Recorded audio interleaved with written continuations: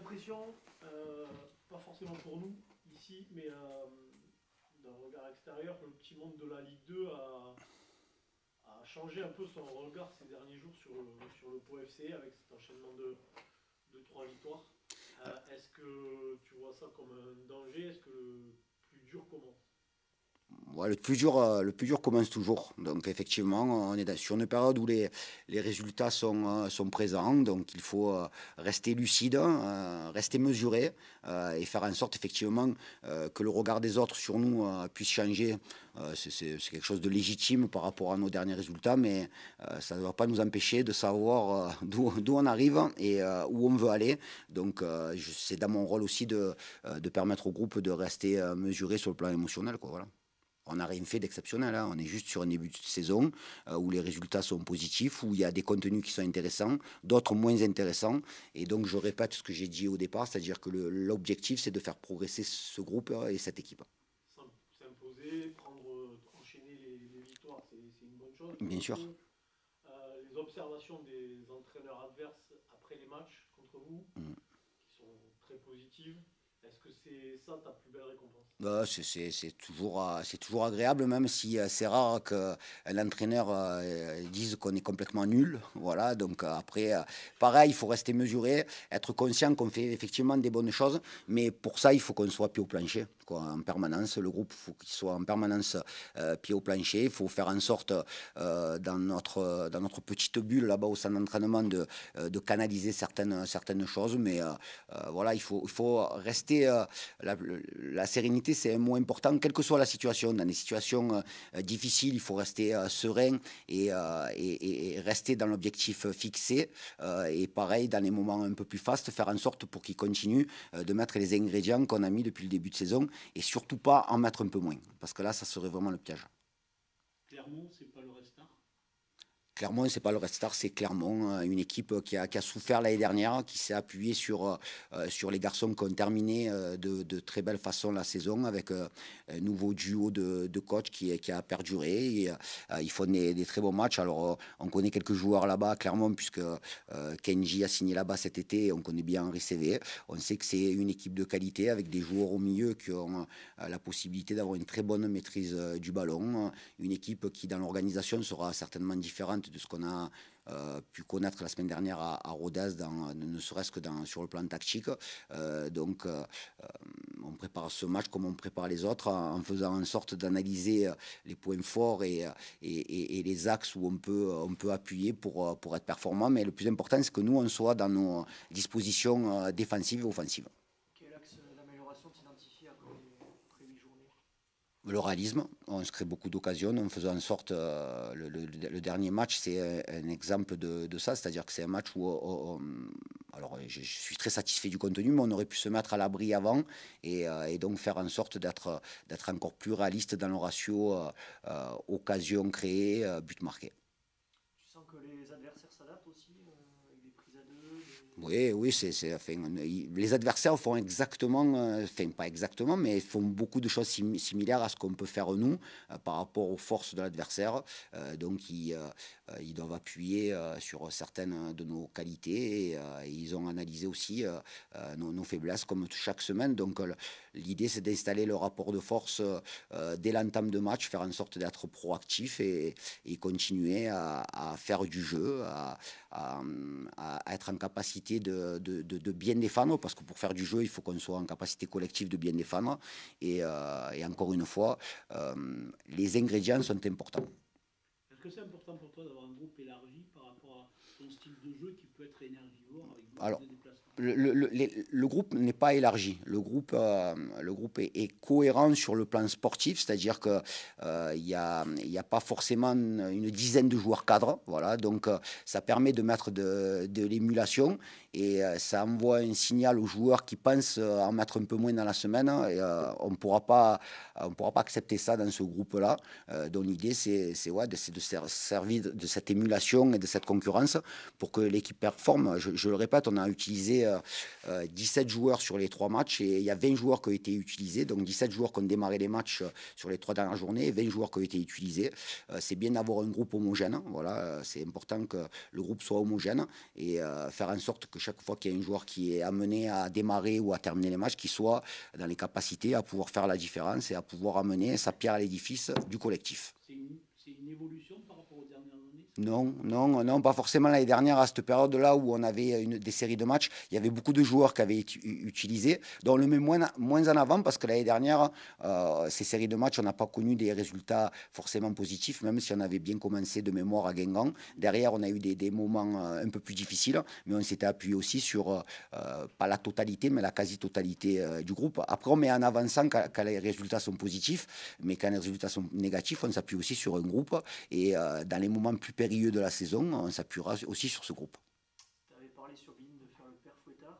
Ça veut dire quoi concrètement dans la semaine? Rester mesuré, être très attentif au comportement sur et en dehors du terrain de nos joueurs. Prendre conscience que la performance est importante, mais durer dans la performance, c'est encore plus important. Donc, des signaux ou des discussions qu'on peut avoir en interne qui sont capitales dans le bon fonctionnement du groupe. C'est le retour d'expérience des dernières saisons? C'est le fait que tu t'attends peut-être à prendre un mur à un moment donné? Non, je ne souhaite pas prendre un mur, je ne m'attends pas à me prendre un mur, mais on met en avant le jeune âge de notre groupe dans la globalité, c'est-à-dire que je vous répète encore une fois, le groupe est jeune, mais le staff aussi est très jeune, puisqu'on a des garçons qui ont 18, 20, 25 ans dans le staff technique, et donc ces garçons-là aussi font partie du groupe, et c'est aussi à eux de rester posés, d'être focus sur notre travail. Notre travail, c'est préparer des matchs de semaine en semaine et de faire en sorte que l'équipe soit performante. Après, ce qui se passe en dehors, ce qu'on dégage de l'extérieur, c'est très bien. Donc, faisons en sorte de continuer à travailler dans des énergies positives. Et les résultats et les victoires permettent de pérenniser cette énergie positive. Ce match contre Clermont intervient avant une nouvelle pause du championnat. Oui. Par rapport à ça, c'est l'occasion de prendre encore un peu de distance par rapport au milieu de tableau. Bien sûr, c'est sur le plan comptable. Je vais pas être original, hein. On a apporté de pied la barre des 20. Donc, quelle que soit la journée, elle est à portée de main demain soir. Donc, effectivement, il y a une trêve derrière d'une semaine. On est en train de caler un match pour que certains puissent avoir du temps de jeu. On devrait peut-être jouer contre Rodez vendredi prochain. Donc, l'idée, c'est de profiter de la semaine internationale pour augmenter sur le plan athlétique des joueurs qui sont un peu en déficit actuellement et qu'on puisse encore travailler. Et cette semaine de trêve nous permettra de remplir certaines caisses. Est-ce que certains joueurs sont appelés à partir en sélection? Alors, je dois avoir un entretien avec Ryan Messi, puisque Ryan est enfin de réat à la fin de semaine. J'ai eu hier le sélectionneur des 19 ans, Yoran Radé, qui prend la place de Bernard Diomède, puisque Bernard Diomède est en sélection des U20 à la Coupe du Monde. Et donc, je dois avoir encore un échange cet après-midi. Je pense que Ryan devrait rester avec nous. C'est le seul aujourd'hui qui peut être sollicité par une sélection. Kylian, parle-nous un peu de ton début d'aventure à Pau. Comment ça se passe, sur, en dehors du terrain? Comment tu te sens ici? Franchement, je me sens bien dans ce club, dans cette ville. Je pense que mon arrivée ici, elle m'a été facilitée par que ce soit le coach ou Luis ou les autres joueurs. Après, je pense que ça m'a aussi facilité parce qu'on est un groupe très jeune. Et du coup, c'est comme si je retrouvais une bande de potes, on va dire. Le fait d'avoir des résultats Et positifs, ça aide aussi, j'imagine. oui, c'est sûr que avoir des résultats positifs, c'est sûr que les semaines elles sont beaucoup plus agréables. Et c'est sûr que ça renforce un peu plus le collectif. On sent déjà une connexion entre vous, entre tous ces techniciens dans l'équipe. Tu l'as senti d'emblée, ça, dès les premiers entraînements? Franchement, dès les premiers entraînements, dès que je suis arrivé, j'ai vu que déjà, il n'y avait que des joueurs de ballon. On essaie toujours de se chercher, que ce soit sur le terrain, en match ou à l'entraînement, même en dehors. En dehors, on essaie de faire pas mal de choses ensemble, histoire de créer beaucoup d'affinités. Et je pense que bah, ça se voit sur le terrain. Il y a, il y a beaucoup comment dire, on essaye beaucoup de se trouver, il y a beaucoup d'actions, on essaye de jouer. Et je pense que pour l'instant, ça nous réussit, donc j'espère que ça va continuer. Il a été utilisé plusieurs endroits sur le terrain, principalement côté gauche, mais aussi dans l'axe. Euh, Franchement, ça va, avec plein d'autres joueurs, on a cette facilité à jouer, à pouvoir évoluer à plusieurs postes. Et je pense que ce soit même par rapport aux dispositifs, que ce soit en 3-5-2 ou en 4-3-3 ou n'importe. Je pense que, comme le coach il dit, c'est plus une question de principe. Ça veut dire que je sois à droite, à gauche, en pointe, en 10, c'est la même chose. C'était à la base du petit coup de bluff du coach à Rodez. Comment tu as vécu ça? Est-ce que tu étais au courant avant? Comment tu as vécu cet épisode? Bah, le coach, comme d'hab, il a donné sa compo. Il a donné sa compo, il a dit ce qu'il comptait faire. Après, j'ai pas eu de problème avec ça. Et en plus, ça nous a réussi. Donc, non, il n'y a pas de problème. Je pense qu'on a un collectif, on a un bon collectif. Ça veut dire que je sois sur le banc ou que je sois sur le terrain, tant que l'équipe elle gagne, ça va. Il y a de la concurrence, tu sens que ça élève le niveau à l'entraînement? Oui, franchement, oui, il y a une bonne concurrence, saine, très très saine. Je pense qu'on se tire tous vers le haut. Et de toute façon, pour pouvoir faire une bonne saison et performer dans ce championnat, on aura besoin de tout le monde. Donc, franchement, ouais, au niveau de la concurrence, il y a une très bonne concurrence et chaque joueur, on se donne tous les jours à fond. Et je pense qu'il n'y a pas de problème avec ça en tout cas. Est-ce que tu t'attendais à te retrouver en haut du classement en signant ici, ou est-ce que tu te disais je vais dans une équipe qui joue le maintien mais qui a des ambitions, ou pas du tout? Bah, je pense que je me suis pas dit que j'allais me retrouver dans une équipe qui joue le maintien. Je pense que même par rapport aux années d'avant, je les ai rarement vu jouer le maintien. Après, se retrouver là-haut à ce moment-là, c'est peut-être pas la première chose que je me suis dit en arrivant, mais quand je suis arrivé, elle était déjà là-haut. Après, je pense que non, franchement, quand le coach il m'a appelé et Luis m'ont appelé, ils m'ont parlé de ce projet, j'ai vu que c'était un projet très intéressant, surtout qu'il y a pas mal de jeunes joueurs et que je connais un peu les principes de ce club. Et je me suis dit que que ça pouvait être une bonne chose pour moi. Tu connaissais un peu pour avant? Oui, oui, quand même, oui, je connaissais. T'en as parlé à Samuel Essendé? Ouais, j'étais avec lui là-bas, il m'a même parlé de Nina pour vous dire. Ça veut dire que non, franchement, oui, j'ai parlé de ça avec lui. Il m'a dit que c'était une ville plutôt tranquille et que les gens ici étaient très, très familles, très, très gentils et il s'est pas trompé. Tu es arrivé ici avec l'ambition et l'espoir d'apporter quoi à l'équipe? Pardon? Tu es arrivé ici avec l'ambition et l'espoir d'apporter quoi à l'équipe? Bah, je pense que je, comme chaque joueur, je pense qu'on vient dans une équipe, c'est pour donner le meilleur de soi-même. Après, je sais que je peux pas tout faire tout seul, donc il y a mes coéquipiers qui sont là pour m'aider et que je suis aussi là pour les aider. Et je pense qu'en s'entraidant, on va tous se tirer vers le haut. Après, on te demande quoi, d'amener de la vitesse? Oui, beaucoup de vitesse. Bah, mon jeu, c'est tout ce que je sais faire. Le coach, il me demande pas d'en faire plus ou d'en faire moins. Il me demande juste de faire ce que je sais faire. Donc, ouais. C'est sûr que mes qualités principales sont tout ce qui est percussion, vitesse. Et avec le système de jeu, les principes de jeu, j'arrive à m'y retrouver. Tu es prêté pour la saison? Est-ce que tu as des échanges avec ton club? Oui, oui, j'ai des échanges. Il y a encore 2-3 jours, je parlais avec les kinés. Mais franchement, non, ça va, ça va. Le projet en Marapo, c'était quoi l'idée avec le club allemand? Qu'est-ce qu'ils voulaient justement en te prêtant à Pau? Bah, je pense que l'année dernière, ça a été une saison compliquée pour moi, enfin, sur le plan personnel. J'ai fait 4-5 mois sans jouer. Après, j'ai eu je sais pas si c'est cette chance ou mon travail qui a fait que je me suis retrouvé là-bas. Et en arrivant, ils m'ont fait comprendre que c'était, je pense, la meilleure solution pour moi d'aller en prêt, de retrouver du temps de jeu. Et après, ça a été Pau. Du coup, enfin, je suis tombé. J'ai eu Luis et le coach et je suis arrivé à Pau.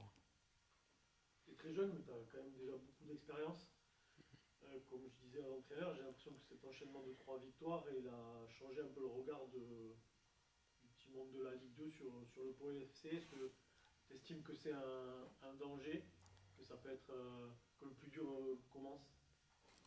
C'est- Oui, je pense que le plus dur. Non, je vais pas dire que le plus dur commence, mais c'est sûr que en enchaînant des victoires, on devient un adversaire, je vais pas dire redoutable, mais c'est sûr qu'on va se méfier un peu plus de nous.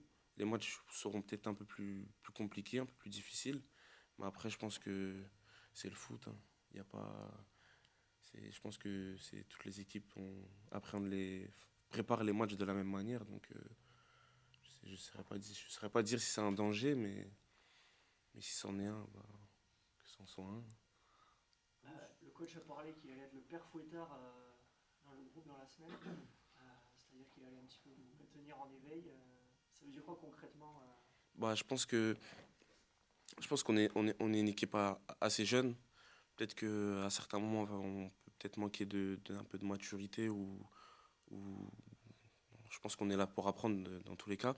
Et c'est sûr qu'en enchaînant ces victoires, il peut y avoir peut-être un peu de relâchement, un peu je ne vais pas dire se prendre pour des autres, mais ça peut arriver. Et du coup, je pense que le coach, son travail, c'est de nous maintenir en éveil et justement que ça se passe pas, que ça n'arrive pas. Quelle vision tu as de cette équipe de Clermont dans ce championnat où normalement à domicile vous vous comportez bien? Bon, il y a eu le faux pas avec ça, mais Mm. quelle vision tu en as? Bah, franchement, clairement, c'est une bonne équipe. C'était une équipe de Ligue 1 qui a performé en Ligue 1. Je pense que on prépare tous les matchs de la même manière, que ce soit Clermont, que ce soit Boulogne ou que ce soit Saint-Étienne. Après, je pense qu'à domicile, bon, le terrain il est un peu compliqué, mais on va donner le meilleur de nous-mêmes pour performer à domicile devant nos supporters et j'espère que ça va le faire. Après, c'est vrai que Clermont, ils ont des très bons joueurs avec beaucoup d'expérience et je pense qu'on en a aussi. Du coup, ben, je pense que ça sera un bon match. Il faudra être plus réaliste qu'à Rodez. Oui, je pense qu'il faudra, oui, c'est sûr, avec toutes les occasions qu'on a eues à Rodez. Rentrer avec le 2-1, c'est un peu, je ne vais pas dire que c'est mérité, mais c'est sûr que ça ne sera pas tout le temps comme ça. Peut-être que contre Clermont, on n'aura peut-être pas autant d'occasions, mais c'est sûr que oui, il faudra être plus réaliste. Pour une équipe avec un profil de technicien, jouer sur une pelouse comme ça, c'est frustrant. Enfin, comment vous vivez ça? C'est frustrant, mais après, comme vous avez dit, on a pas mal de bons techniciens. Je pense que le terrain, je ne vais pas dire que c'est une excuse, mais je pense qu'il n'y a pas de problème avec ça. On arrive à mettre nos principes de jeu en place. Après, c'est sûr que ce ne sera pas toujours parfait. Ça n'a pas été toujours parfait. Mais on a réussi à gagner à Laval ici. Donc voilà. Si on prend les derniers matchs, pour un joueur, c'est plus agréable quand même de jouer Pardon? sur une pelouse comme à Boulogne ou comme à Rodez. J'ai pas entendu. Si on prend les derniers matchs, Hmm. pour un joueur, c'est plus agréable de jouer sur Oui, une c'est pelouse sûr. comme à Boulogne ou à Rodez. C'est sûr que la pelouse de Boulogne, c'était un très très beau terrain. Celle de Rodez aussi. Ça a été, je ne vais pas dire plus facile de mettre en place, mais ça a été, oui, c'est sûr que techniquement, ça a été plus simple. Après, comme le coach dit toujours, c'est qu'une question de principe. Et je pense que si on arrive à mettre nos principes en place et notre jeu en place, ça pourra le faire. Rodez, c'était donc un enchaînement de matchs, 3 en une semaine. On a quand même vu beaucoup de rythme de part et d'autre d'ailleurs. C'est le genre de match qui est plaisant à jouer, hein, parce que l'adversaire aussi s'est prêté au jeu. Hein, ce n'est pas le jeu. Franchement, oui, c'est sûr que c'est plus agréable de jouer un match contre Rodez qui joue beaucoup, beaucoup au ballon qu'un match comme Laval où ils étaient un peu plus regroupés. C'est sûr que ça a créé beaucoup de spectacles, il y a eu beaucoup d'actions. Après, bon, on a eu cette réussite de gagner ce match. Mais oui, c'est sûr que c'est plus plaisant de jouer contre des équipes qui jouent aussi au ballon. Je pense qu'on est une équipe de jeunes. On est très compétiteurs, donc c'est sûr que avoir un peu de difficulté, ça ne nous fait pas de mal. Parce que du coup, certainement que les adversaires vont peut-être justement jouer peut-être un peu plus prudemment face à vous. En tout cas, face aux résultats, certains entraîneurs vont être tentés par justement jouer de blanc comme ça. Oui, après c'est sûr que je pense que être une équipe qui joue au ballon, c'est sûr que bah il y a plusieurs manières on va dire c'est un petit jeu d'échecs le foot, donc il y a plusieurs manières de nous contrer. Après c'est vrai que chaque coach a sa façon de préparer les matchs. Il y en a qui peut-être qui seront un peu plus regroupés, d'autres qui arriveront peut-être même à mettre leur jeu en place et nous créer des problèmes. Après, comme le coach il dit souvent, créer des problèmes avant de les résoudre. Donc voilà quoi.